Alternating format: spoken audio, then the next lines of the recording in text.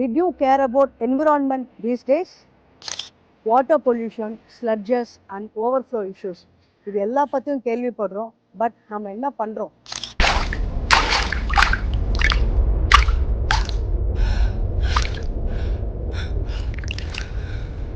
As per data கடந்த 30 வருஷத்துல இது வரைக்கும் 225 ஸ்கேவஞ்சர்ஸ் இறந்து போயிருக்காங்க.